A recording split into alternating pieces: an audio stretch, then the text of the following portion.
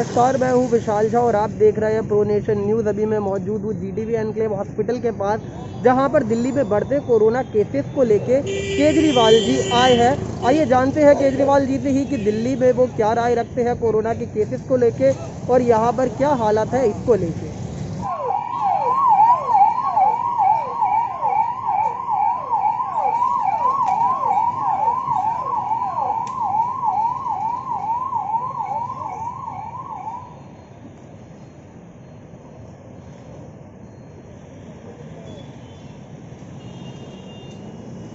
कि उन्होंने GTB hospital में तुरंत 238 बेड्स आईसीयू बेड्स इंक्रीज़ करने के लिए तैयार हो गए हैं और परसों तक ये 238 बेड्स जो हैं वो इंक्रीज़ कर दिए जाएंगे। और हेल्थ मिनिस्टर साहब ने बाकी हॉस्पिटल्स के साथ भी मीटिंग की है और दिल्ली सरकार के जितने हॉस्पिटल्स हैं उनमें हमें उम्मीद है कि अगले कुछ दिनों के अंदर 663 आईसीयू बेड्स टोटल जो 238 जीटीबी के हैं वो मिला के 663 आईसीयू बेड्स हम लोग अगले कुछ दिनों में बढ़ा देंगे। केंद्र सरकार ने हमें 750 एडिशनल बेड्स डीआरडीओ देने का एश्योरेंस किया है, उसके लिए हम केंद्र सरकार के शुक्रगुजार हैं। तो लगभग दोनों मिला के 1400 के करीब एडिशनल बेड्स अगले कुछ दिनों के अंदर मैं समझता हूँ आईसीयू बेड्स तैयार हो जाएंगे। उससे शायद आईसीयू बेड्स की भी कमी दूर हो सकती है। तो इस वक्त हमारे सामने दो चीज़ें हैं। एक, हमें कोशिश ये करनी है अलग अलग स्टेप्स लेके कि कोरोना कैसे कम हो, कोरोना के मरीज़ कैसे कम हो, कोरोना का संक्रमण कैसे कम हो, और दूसरा ये कि जो कोरोना के पेशेंट्स हैं उनको किस तरह से अच्छा समय पे सही समय पे इलाज मिले। सर, देश ही नहीं दुनिया में जितने बड़े बड़े शहर हैं उनमें दिल्ली टॉप कर रही है। इतने ज़्यादा मामले दिल्ली के अंदर आ रहे हैं, तो कैसे देख रहे हैं सर इसको? मैं आपकी बात मानता हूँ कि इस टाइम दिल्ली में मामले काफ़ी ज़्यादा हैं, और लेकिन मैं ये कहना चाहूँगा कि अगर आप दुनिया के दूसरे शहरों को देखें, न्यूयॉर्क देखिए, स्वीडन देखिए, इटली देखिए, फ्रांस देखिए, जब वहाँ पे इतने ज़्यादा केसेस हुए थे तो आपको याद होगा उस वक्त के जो वीडियोज़ आए थे, उस वक्त की जो तस्वीरें थी, उस वक्त वहाँ जब इतनी इंटेंसिटी के केसेस थे, मेरे को याद है न्यूयॉर्क में लगभग 6300 के करीब केसेस एक दिन आए थे। 6300 केसेस जब उनके आए थे तो कॉरिडोर्स के अंदर मरीज पड़े हुए थे, सड़कों के ऊपर मरीज पड़े हुए थे, मरीजों को अस्पताल नहीं हो रहे थे। और उस दिन जब 6300 के करीब उनके न्यूयॉर्क में पेशेंट्स थे, उनकी लगभग 550 डेथ उस दिन हुई थी। हमारे दिल्ली के डॉक्टर्स ने बहुत शानदार काम किया। आज दिल्ली के अंदर केसेस ज़्यादा हैं, लेकिन हमारे डॉक्टर्स और नर्सेस इस पूरी सिचुएशन को बहुत शानदार मैनेज कर रहे हैं। आज आपको दिल्ली में किसी भी हॉस्पिटल में कॉरिडोर के अंदर पेशेंट्स पड़े हुए नहीं मिल रहे, सड़कों के ऊपर पेशेंट्स पड़े हुए नहीं मिल रहे। आपको सबको अच्छा ट्रीटमेंट मिल रहा है, सही समय पे ट्रीटमेंट मिल रहा है। हमारे डॉक्टर 24 घंटे मेहनत कर रहे हैं और सिचुएशन को रिस्पॉन्ड कर रहे हैं। अभी जब मैं इनसे बात कर रहा था तो सभी डॉक्टर्स ने कहा जी ठीक है, हम 250 बेड बढ़ा देंगे। मतलब I was very touched bye there response. बहुत मुश्किल था इन लोगों के लिए एकदम से। अभी इनके पास 168 आईसीयू बेड्स हैं, 168 से 232 और बढ़ा के 400 आईसीयू बेड्स करना ये हंसी खेल नहीं है, और वो भी 2 दिन के अंदर, 48 घंटे के अंदर।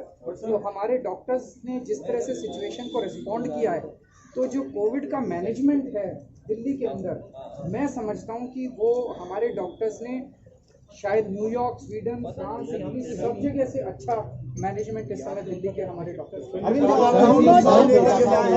जो प्रस्ताव भेजा था उसकी क्या स्थिति है?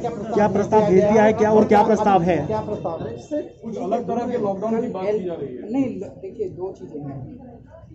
सबसे पहली चीज़ है कि हमने एक प्रस्ताव मैंने कल एलजी साहब के पास भेजा था कि 200 से 50 शादियों के अंदर जो है 200 लोग जो हमने परमिट दिए थे उसको कम करके 50 कर दिया जाए। वो एलजी साहब ने अप्रूव कर दिया। दूसरा प्रस्ताव मैंने एलजी साहब के पास भेजा था कि हम केंद्र सरकार से परमिशन मांगें कि अगर ज़रूरत पड़े तो। अभी दिवाली के समय में हमने देखा कि कुछ बाज़ार ऐसे थे जहाँ पे सोशल डिस्टेंसिंग की पालन नहीं की जा रही थी, कुछ बाज़ार ऐसे थे जहाँ पे मास्क नहीं थे और भीड़ बहुत ज़्यादा थी। वो एक तरह से हॉटस्पॉट बन सकते थे इसके लिए। तो हमें वहाँ पे अगर कुछ एक दो बाज़ारों को मान लीजिए अगर बंद करने की ज़रूरत पड़े तो हमने केंद्र सरकार से परमिशन मांगी थी। अभी हम बंद नहीं कर रहे। मैं कल देख रहा था कि कुछ चैनल्स पे चल रहा है कि लॉकडाउन, मिनी लॉकडाउन। दिवाली के टाइम पे कुछ मार्केट्स में बहुत ज़्यादा भीड़ थी।